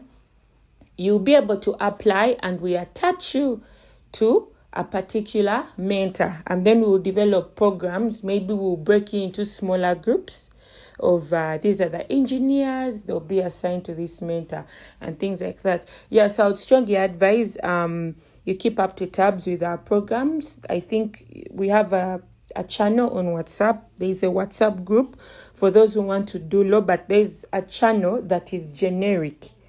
Yes, so kindly follow that channel. And you'll be able to see some of our updates. We do a lot from application assistance to CV revamping, interview preparation, guiding you on available scholarships like MasterCard. So I really encourage most of you to join that channel so that you don't miss out on any of our programs. Yes. So let me open up the question session. If you have a question, you can type it on the chat box, or you could unmute your microphone and ask your question directly. I don't know if I have access because I'd left the call. Maybe Benji can tell me some of the questions that have been asked, most especially those that were not addressed. Yeah, and allow me take strictly the general questions, because if there are questions to do with specific careers, let's say, for example, I see Mr. Chura is still on a call and other panelists, they'll be able to cover those. But let me cover specifically the general questions. Yes, I see a lot of questions about people asking for contacts. We'll share the contacts, I think, in the various groups. We have tried to share brief bios with some information. So you shouldn't worry about that. We shall get the contacts to you so you can reach out to the mentors. Yes. Any other questions? Let me see if you have a question. I'm inquiring about the UNV program. Okay, I don't know if Miss Anne is still on the call, but I think it's the United Nations Volunteer Program. If you go to Yes, Lorenda, Okay. Yes, it is a United Nations volunteers. Yeah, so this one anyone can apply for it, but it depends on how you build your profile. So you can search for volunteer opportunities. You can browse on various volunteer positions available globally in areas such as health, education, emergency response, legal. There are really so many. So just go to UNV website. So it will give you all the information. So you learn about it, build your profile, and they will keep sending for you various opportunities depending on whatever you build on your profile. So you apply for it. If you see something of your interest, you submit your application and then you wait for the reply. But you have to keep checking on the portal. But first, create your profile, and you have to create a very a catchy profile that they have to send for you a job opportunity. Thank you.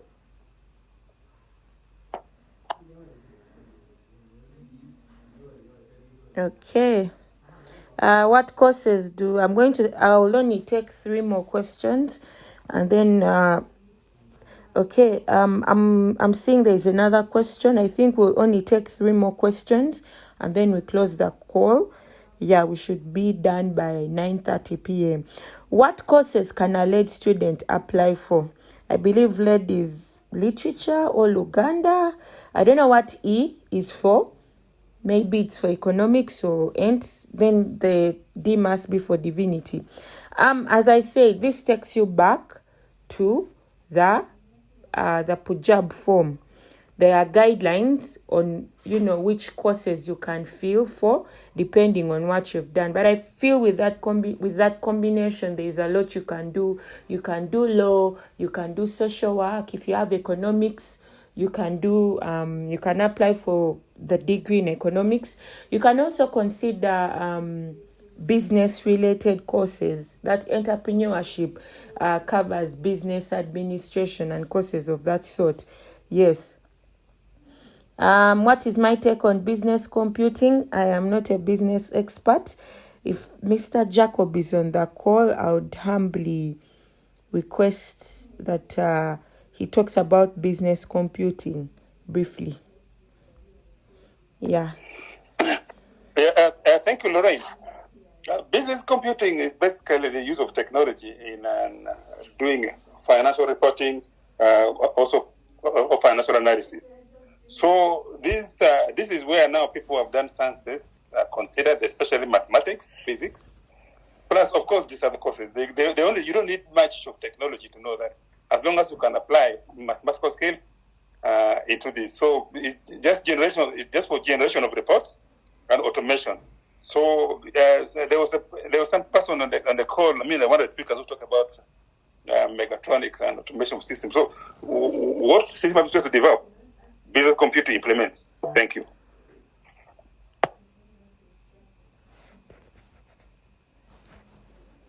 Okay. Yes. So I think that's the last question. And as I said, okay, there's a question here on orthopedic. I think this will be the final question. Mr. Chidega, if you're on the call, please confirm. There seems to be a question in regards to your field. The person is asking if I do orthopedic. Yes, I am here. Yes, the question is, if I do orthopedic medicine at a tertiary institution, can I become an orthopedic surgeon? Unfortunately, you cannot become an orthopedic surgeon right away because an orthopedic surgeon, you can only become one if you have done medicine as your foundation. And then you go do a master's in orthopedic, which is 4 years. So whoever's done a diploma needs to go back to school and do a bachelor's first before they become a surgeon. Okay, thank you so much for answering that question, Mr. Chidega. I believe that's a final question. And I believe, yes, there are so many questions, but we can't exhaust them. So I encourage you to keep up to tabs with our programs. When we assign mentors to the different mentees, you continue to have such conversations where they'll keep guiding you.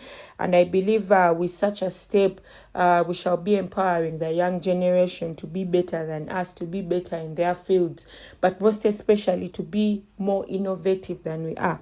So at this juncture, let me hand over back to the moderator to officially close this webinar. Thank you.